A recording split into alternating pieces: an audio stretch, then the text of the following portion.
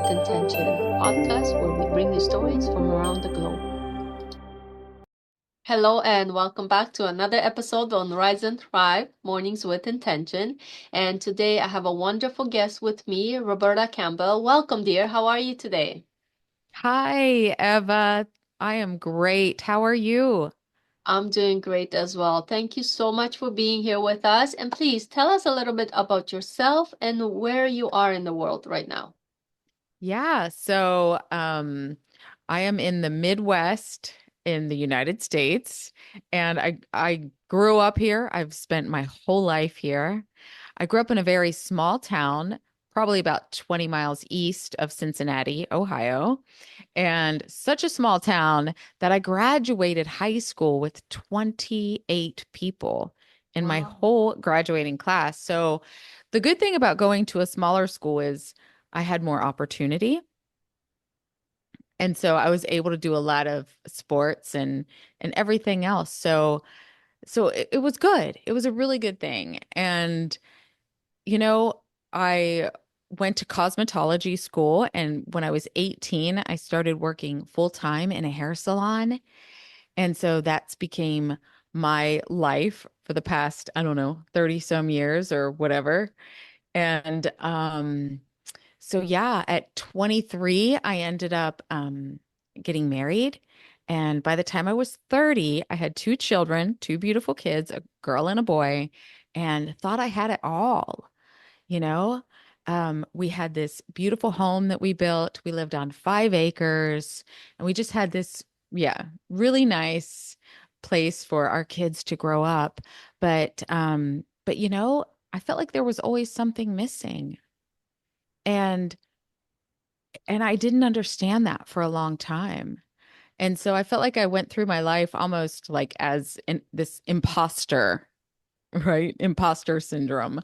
And so I just kept going on and I was kind of like a chameleon.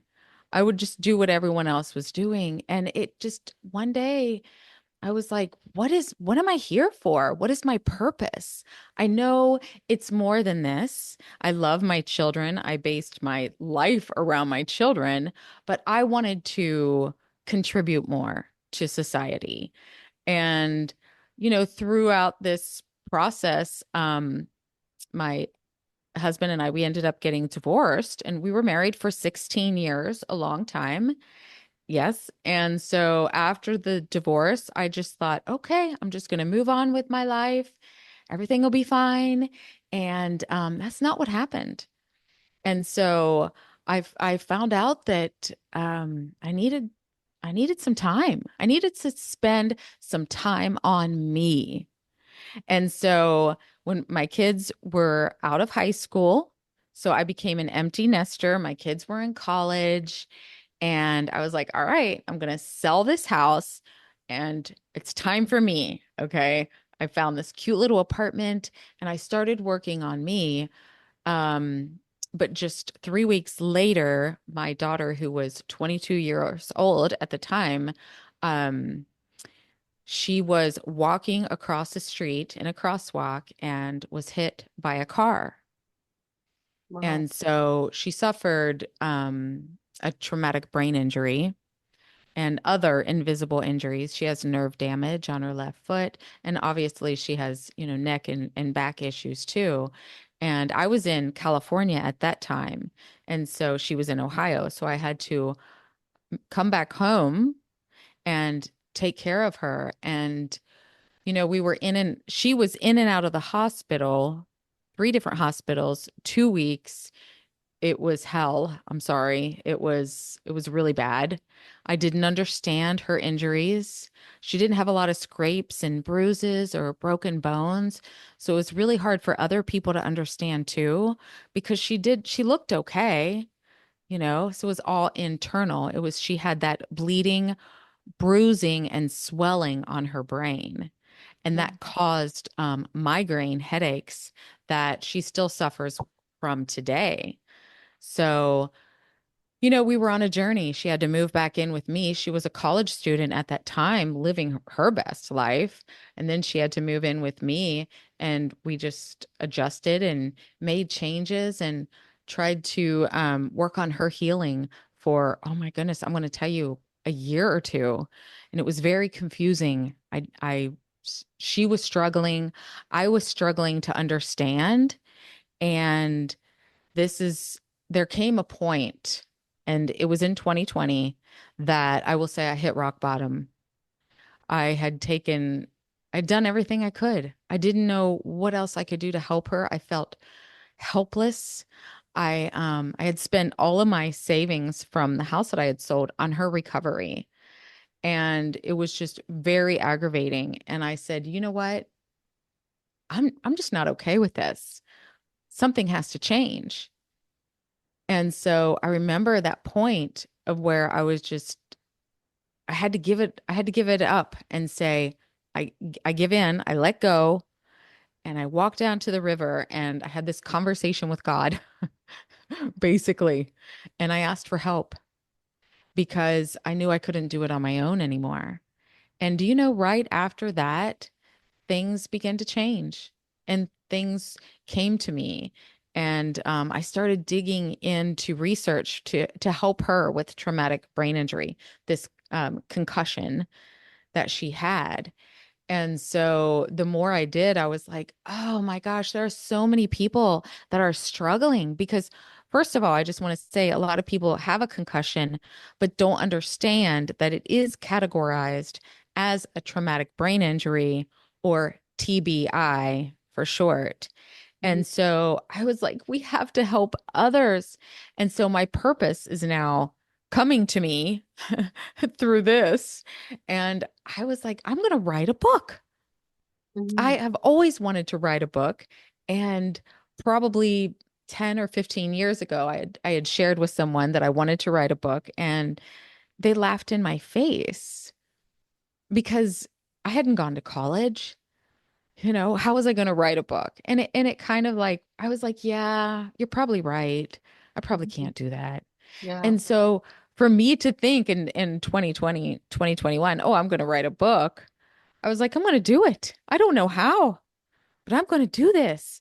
And so I began that journey of writing. And through that, I spoke to a friend. I shared this with her. She introduced me to one of her clients who was an editor for a publishing company. And so everything started coming to me because I asked Mhm. and I was, listening to my intuition Yeah. and aware. That's wow, so many things you went through, and I applaud you. So I want to get back to the book you wrote, but in the meantime, I actually want to go back to kind of what happened with your daughter. So to get in more depth of the situation, so can you take us back? And I know it can be a moment that's hard. But can you take us back to when you first received that call about the Paige accident, and how did that moment change everything for you all of a sudden? Oh gosh. So I was in, like I told you, thousands of miles away. And I mean, I was in California, so it was beautiful. I was enjoying my life.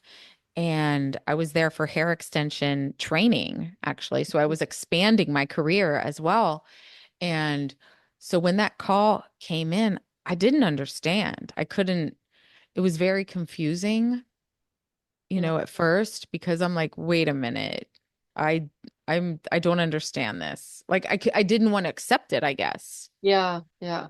So somebody called you that she was in the hospital, or like what happened? Like what was the first thing, like how can this happen into, is it really my daughter, or was there a mistake? Like what were those thoughts that were going through your head?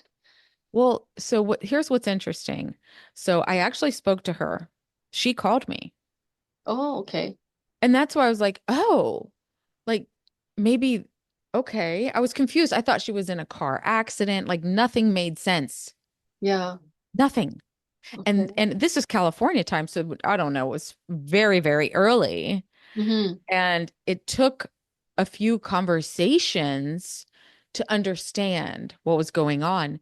And I had a friend traveling with me, and she was a nurse. So, I was speaking to doctors not really understanding what they were saying. But luckily, I had my friend with me who could kind of translate, and she's like, "No, I think it's going to be okay." And I'm like, "Oh my gosh!" So the both of us had to travel back. The same day. There's no direct flight. It took Mhm. forever. Two flights. I could not get home fast enough. That's Yeah. all I wanted.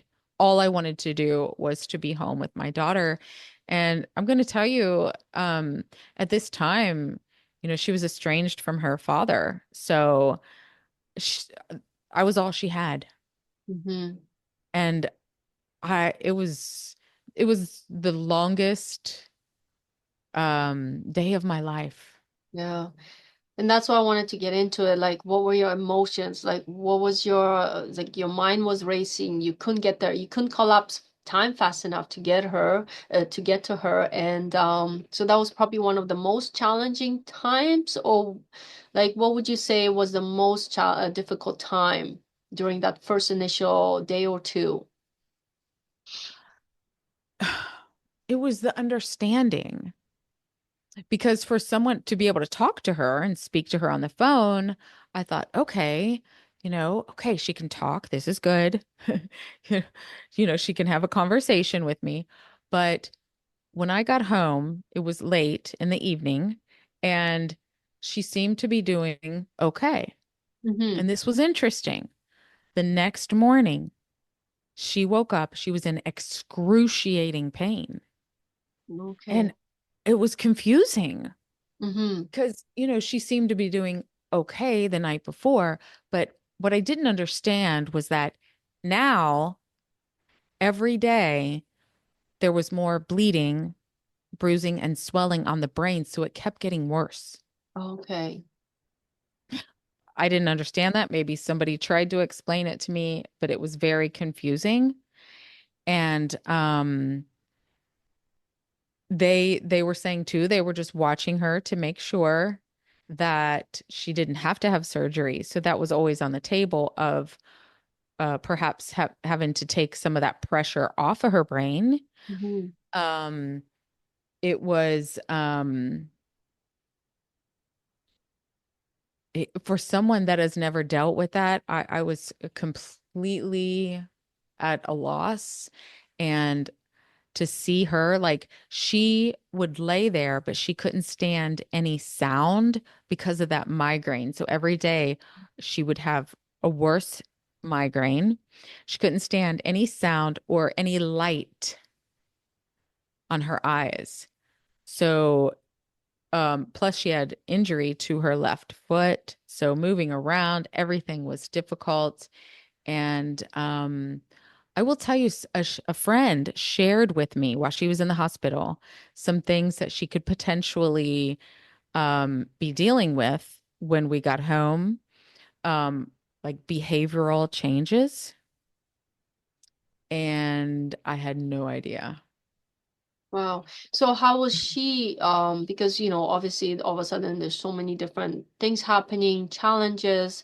How was she like, she had the pain, but her mind, was she still like what was going through her mind? Did she say, did she communicate that already with you, or she was also like, not sure what's happening, mom? Like, can you explain that in more depth so people can understand? Yeah, she was in so much pain that she really she could barely eat or talk, would even just talking would hurt. But it seemed like it was worse in the morning. Mm-hmm. And then once they would get a little medicine in her, she'd be okay for a little bit. And then, then when the medicine would wear off, the pounding, she said it was just pounding. And she just wanted to she would take my hand and she's like, oh, just get it out. Mm-hmm. There was, oh, she was not in a good place. And neither was and at that time, I look at where I'm at there and where I'm at now, and I know that could handle things a little better today, but that understanding, I don't think anybody could explain it to you, Mm-hmm. what she was going through. And they released her 5 days later from that hospital. And I thought, how can you, she's not ready to go home. She's not okay. She can't even open her eyes. Like she can barely walk around. We're in an apartment. Luckily, we had an elevator. So there were so many things. I didn't even have a bed for her. Like Mhm. my life had just been turned upside down. Wow. And, you know, we didn't know. There was so much that just wasn't known. So they sent her home early. And on the way home, I mean, I drove her home. And if I hit a little bump in the road, she would be like, oh, you know, just that pain that she was in. Oh my gosh, it was awful. It broke my heart. And I knew she wasn't ready to go home, but I didn't know what to do. I had no idea what to do. And I'm going to tell you, if I was going to do it again, I would have drove her straight over to another hospital, to the emergency room, because I don't believe that she got the proper care or understanding. Um, and this is true because I did get her to another hospital. Like, I don't know if it was the next day. They did another brain scan Hmm. and they noticed that she had had more swelling on her brain. So the pressure just kept getting worse. So now she's home with me, you know, and she was in so much pain. And I got her to the other hospital and they sent her to another one. And within 24 hours, she was feeling a little better. Hmm. So they found the right combination of, I guess, of prescription or whatever she needed at that time to take the swelling off of the brain. So she got a little relief. So she came home, and this was about 2 weeks out now. And we're like, okay, we're ready to move on. I thought, okay, now we can move on. This is good. But I'm going to tell you, things got bad. They got worse Hmm. because you go through these behavioral changes. So when the car hit her, it hit her forehead, her frontal, and then it threw her back as he stopped, I guess as they stopped, it threw her back and it cracked the back of her skull. So wherever you hit your head determines how it affects you. And the frontal is mood. Hmm. Yes. So she started she had like PTSD and she was angry. She had no idea. She couldn't help it.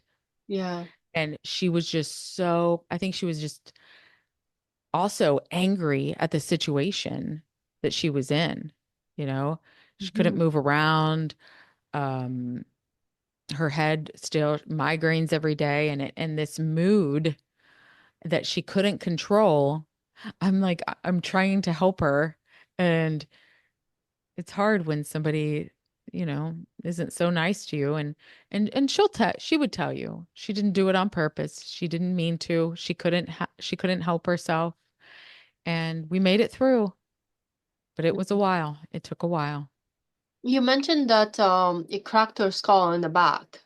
Mhm. So when she went to the hospital initially, then they didn't see that, or they No. did they miss? Oh They saw yeah. Yeah. But it. So, but so they were watching everything, they hmm. said, to see just to make sure that there wasn't more. They know you can get more Hmm. swelling on the brain after that. Um, yeah, so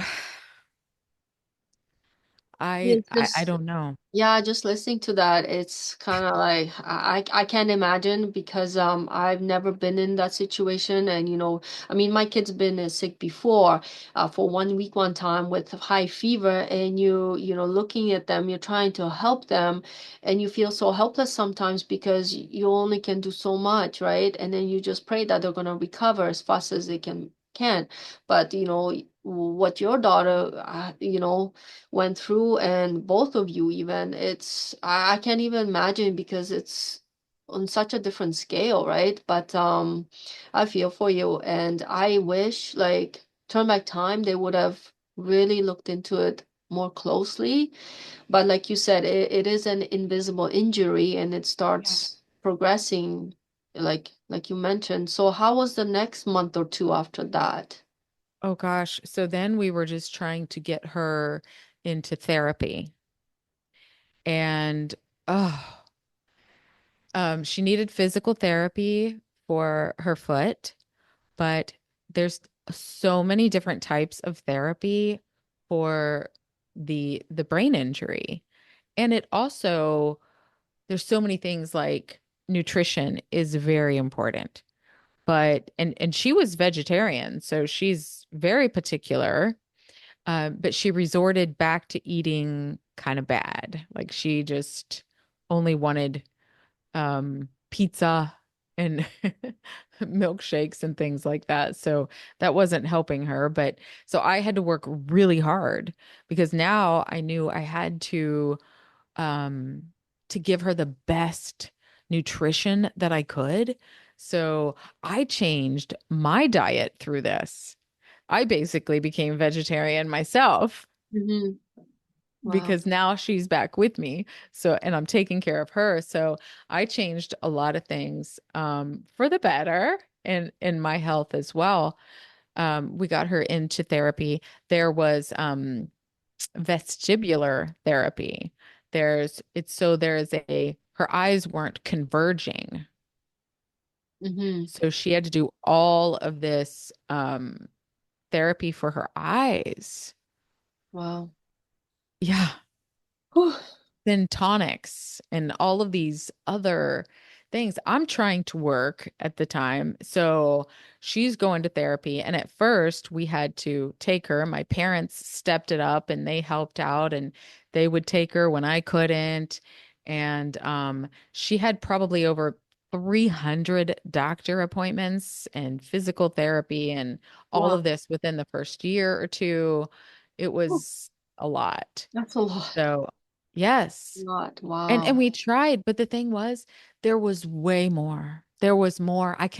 So I would research and I kept finding more, like MCT oil, which is a form of Yeah. coconut oil. Yes. Yeah. Phenomenal for the brain. Phenomenal. Everybody should be taking this. So then I started, adding all of these good uh, supplements in her as well. So I would take them too, right? Yeah. Like Omega help me. 3s, MCT. Yeah. There's lots of Yeah. great brain foods which we should be using, and sometimes we forget. Even if, Yes.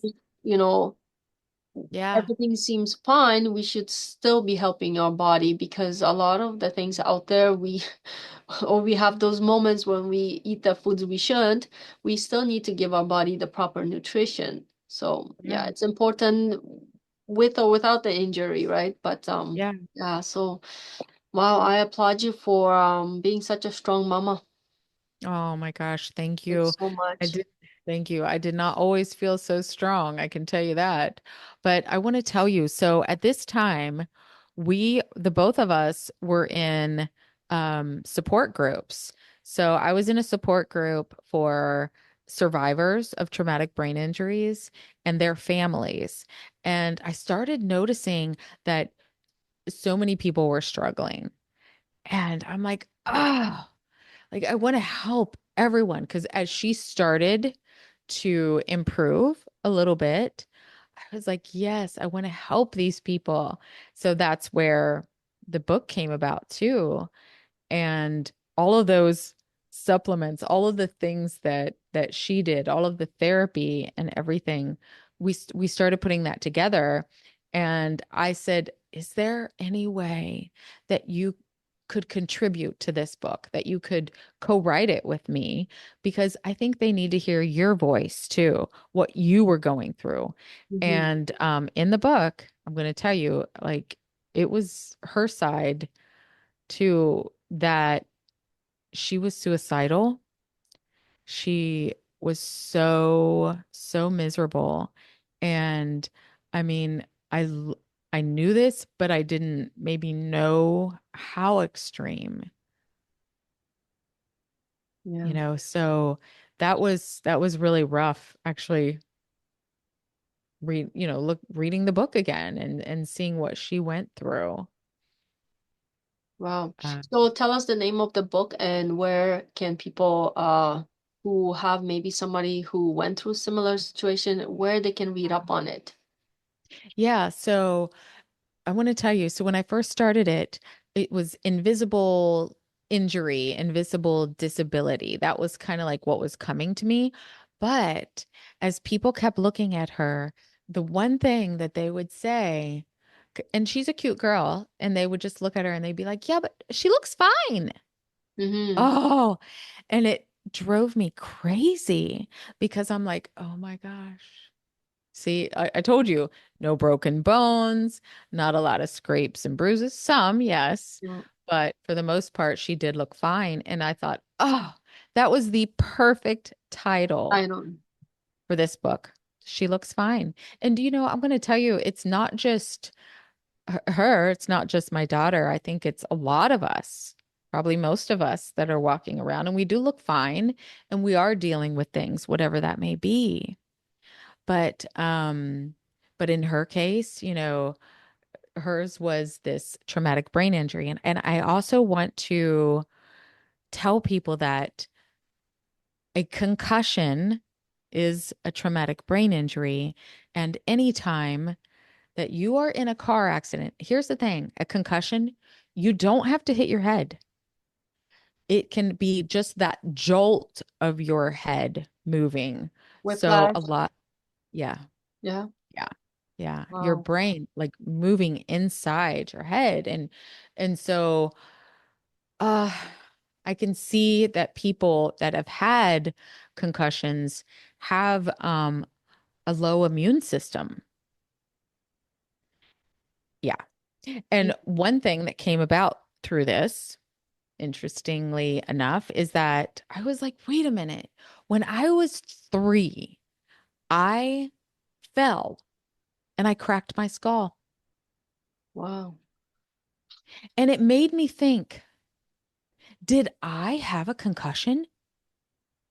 I cracked my skull. I pretty well know, you know, but it wasn't like my daughter's. Don't get me wrong. I'm not Yeah. saying that. And I didn't want to, I didn't feel right about talking about it at first. But then I thought, no, I have to because I have had a low immune system my entire life. And how do I know? Because I had seasonal allergies, because I had acne all over my face. Those are signs of a low immune system. And I have 2 older sisters. They didn't have that. They never dealt with those things. And so that's why I'm like, that had to be from that concussion that I had. I don't believe it knocked me out unconscious, as to my knowledge. I don't really remember that accident. And but it just made me think people need to know because they don't, there's a lot of confusion here. And I think the term traumatic brain injury or TBI is very new to a lot of people. So, and then looking at my incident, I thought, okay, we have to help people. Yeah. And so this has been our mission. And, we're just getting started. We've been able to be keynote speakers for brain health associations and doing whatever we can to raise awareness. That's really really important because a lot of people I feel like out there, we learn, we study, but sometimes we don't educate ourselves as much as we should on certain things. And it's funny because I myself couldn't wait until I finished high school. But now, like, I've entered this state in my life where it's like I just can't stop learning. I pick up another book, I read it, I finish, and it's like I'm addicted to learning. I mean, we can never learn everything. Let's face it, but it's so nice to be in the know. And if something does happen, it definitely does help us get through something much maybe faster, better. The results might be, come to us much quicker. So I totally understand it, but yeah, sometimes it definitely becomes a very long learning.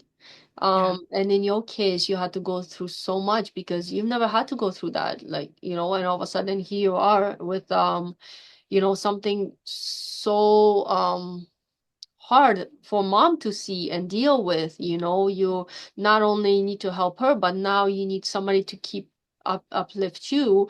So even going back to what you said earlier, how has faith been in all this for you? Like, was there moments where you're just like, God, like, can you tell us a little bit about that, like those Uh, moments?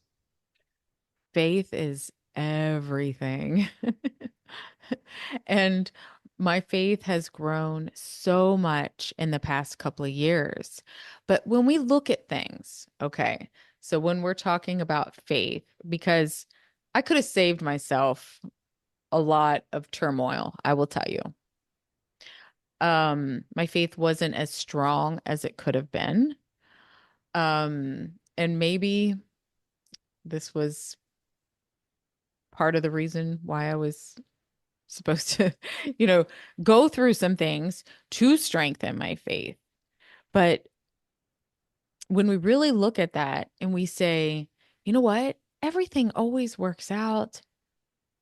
It does. So how about let's expect it to work out in the very best. I'm going to expect the very best outcome for for any situation. Because why do we go to the worst? We automatically say, okay, worst case scenario, I've done that. Yeah, me too. Why? Why? Because the thing is, when you're looking for the best case scenario, it's going to come to you. And everything that we went through just made us who we are today. And we struggled for a while. I felt like maybe we wouldn't have struggled as long, but I needed to go through all of this. And the both of us, she and I both, our faith is so, so strong. And I just know it's going to work out everything. And it has sent me on this path, this horrible incident in our lives, changed our lives, not not for the best at first, but where I'm at today, absolutely. Because if I wouldn't have been through that, I wouldn't have done the work and on myself too, to put myself in a better place. And I'm like you. I love learning. I love reading. Just started a new book, could not, don't want to put it down. And then also just you hear something, we're surrounded by answers. All we have to do is go to Google or YouTube. We Yeah, can find, and you can find the answers. Do your research. Do your research because definitely. there are alternatives to things. And when you have, okay, let's just say, for instance, so, you know, migraines. So if you have a migraine, and I can't imagine having one almost every day. I think I've only had a few my entire life. Well, I've had a share of those before. They're not Oh, nice. Hmm. It's a awful, nice way of putting it. They're not nice. right? Yeah. No, not at all. But instead of when that happens, a lot of times we just grab for like a pill, like something that we're going to take. Like this will take it away. Mhm. Just we're looking for that quick Quick fix, whatever. I call it. Yeah, quick fix. Okay. But instead of that, I just read recently, if you soak your feet in really hot water, it's supposed to help your migraine. Just Wow. soaking your feet in hot water. For how long would you say? I Is it would say five to 10 like minutes 10 at minutes? least. Yes. Soak it up. Yes. This is something new that I just came upon. And she said, I just heard that too. So, so try that, try those things. What about essential oils, peppermint oil.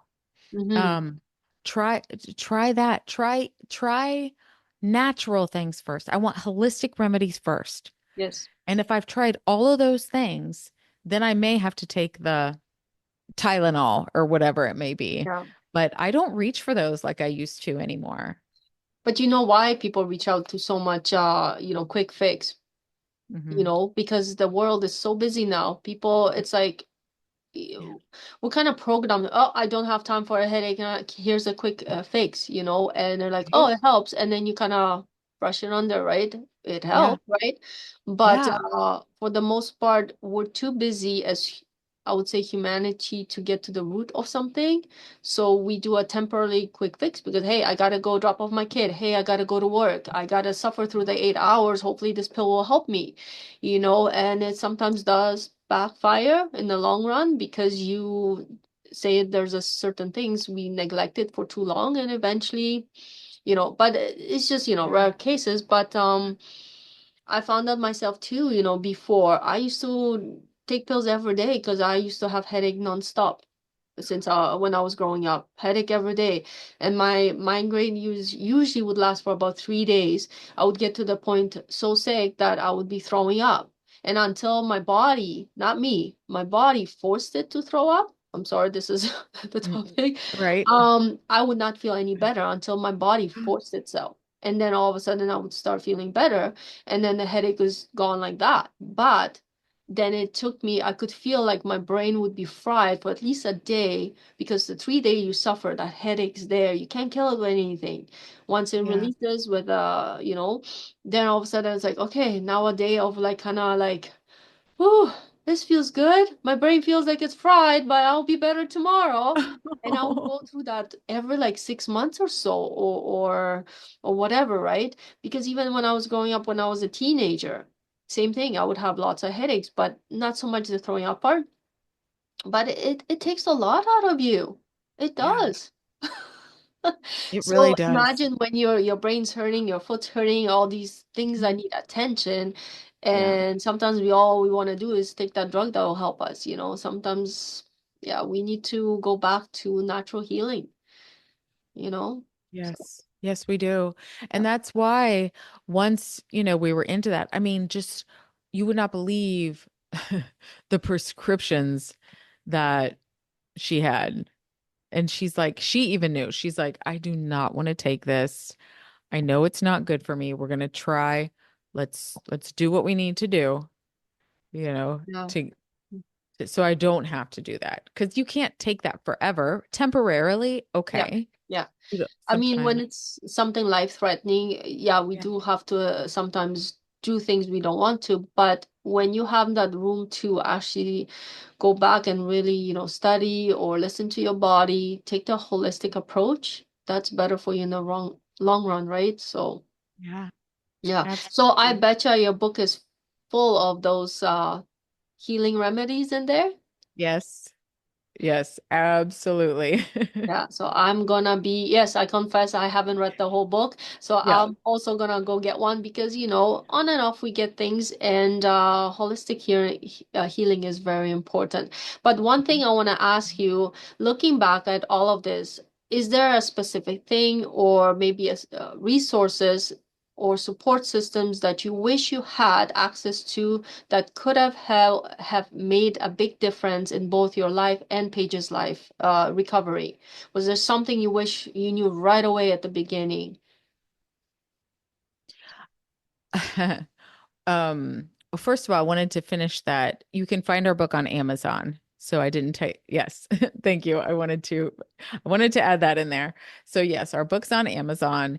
And so resource, or what do I wish we could have had? Oh, Sometimes you're like, oh, I wish I had that right at the beginning. Was there something specific or not in this case? I I wish I had a better understanding. And you're at the hospital. I was not in a good place, and they do have like social workers and people you can talk to, but I'm like, I think you still don't understand. Like, I have no idea what's going on here. And so I just, if I would have had a better understanding and guidance into what I was getting into, because this was years. This wasn't just, a couple of weeks. This was years um, of therapy for her. So I don't even know. I've talked to some other people that had situations and they spent a lot more time um in therapy and different types. So I think it's just support. The doctor did say he said, look, I recommend you joining support groups. Oh, I had no idea how valuable that would be.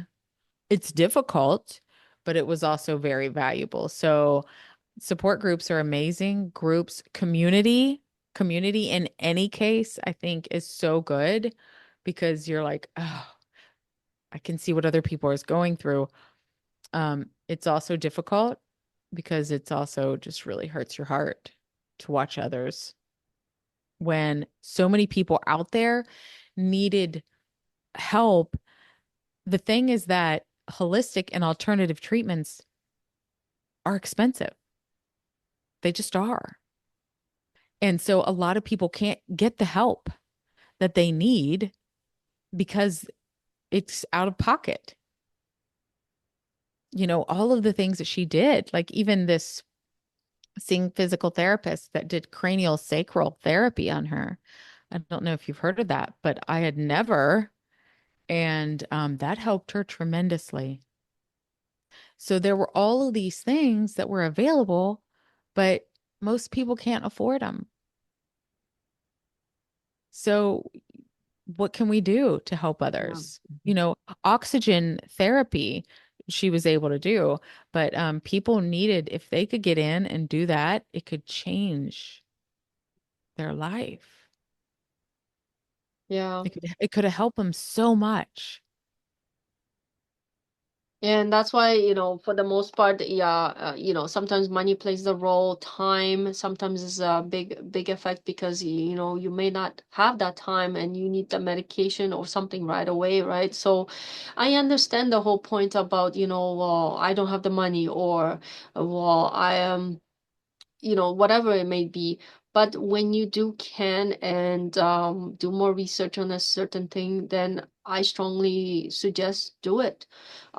Because you never know what might come up next. And when we have that knowledge and wisdom, it does help.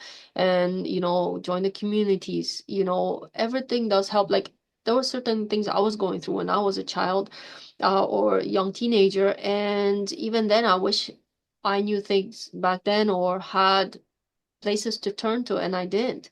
And then you find later it's like, oh my God, all these things are at our fingertips. But how many times do we dismiss something?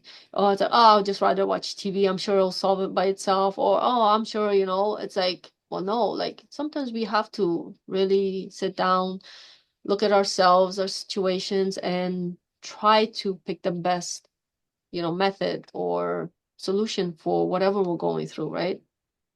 Yeah. Yeah. Yeah, absolutely. We're just doing the best that we can. Yeah. But the minute we give up, that's it, that's why even I wrote in the book Never Give Up about my youth struggles. And there's always a way, there's always a person Yeah. that's there. And like you mentioned before, I think it was just before the show, like just pray, have that faith and the answers will come. When Yeah. you make that decision that you want answers, they will come. But when you constantly like, going not sure, just be still, listen to yourself and it will guide you, So it's really Think, important. yeah, faith, be still. You're right. Yes. And where I was frantic for such a long time. And I needed to slow down. Just slow down. It's okay. Yeah. All right. We just slow down a little bit and know that everything is going to work out. one Yeah. way or another. And it may not work out the way that you wanted, but maybe that's how it's supposed to be. Maybe there's a lesson to be learned. We don't know. Yeah. And so I'm so much more open now and I'm so much more relaxed. If you saw me a few years ago, I was not very Different relaxed. story, eh? Yeah, I look at you Very like, different. wow, you well put together for somebody who went through so much, you know? Oh my goodness. It took a lot of inner work, as you know, inner Yeah, work. And yeah, I'm in a really, really good place now. yeah, So, and we're just doing the best that we can. yeah. And I love your calmness, you know, it definitely comes through. But like you said, probably a while back, it wouldn't be the same girl I'm talking to, right? So, yeah. Yes. But it does take inner work. You're absolutely right. Nobody else is gonna do it for you except us ourselves, you know. So that is definitely true. So tell us, because the this is Rise and Thrive Mornings with Intention. Is there something you do in the mornings that you set the intention for the day? If you do, tell us what it is, if you can, and how important it is for you. Oh, thank you for the question. It's so important because the first thing you do in the morning sets your intention for the rest of the day. So, starting off in the morning, when my alarm goes off, I want to be like, have a nice, peaceful moment. I don't like to jump out of bed and be in a rush because I don't feel good. So I will even set my alarm earlier and give myself time to just get up and have some time to reflect, to journal, to just look and say thank you. Just have a moment of gratitude. I may not have time to write in my journal, but it may just be that moment, a few minutes of giving thanks, and it sets my tone for the day. And that's one of the biggest things. Also, what does your alarm do when it goes off? Because if it's an irritating noise, change it. Sometimes we don't realize, Yeah, you know, I've been playing around with that, some different sounds or yeah, songs on my alarm. So wake up and put yourself in a good mood. And guess what? If you look outside and it's raining or it's cold and don't start off by whining. Whatever the weather is, embrace it. You can't change it. So the days that it's rainy or cold, I'm like, "Oh, okay, I'm going to take it a little easy today. Maybe I'll get to read a little bit more. I'm going to yeah. give yourself grace." I love that. That's brilliant. Yeah, I used to have the annoying alarm too, and over the last years I changed it too. I wake up to a nice soft one.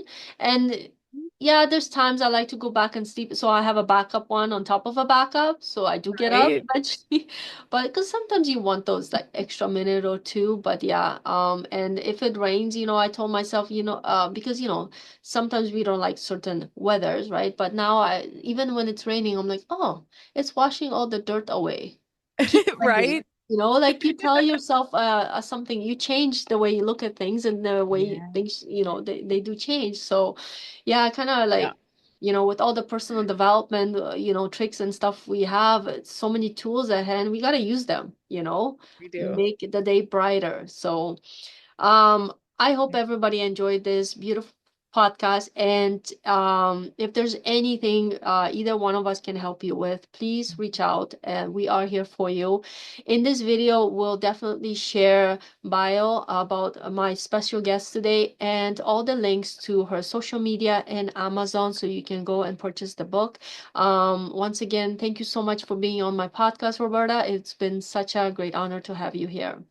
Oh, thank you, Eva. I appreciate you so much. Thank Same you. here, and thank you everyone for listening, and see you soon again. Thank you.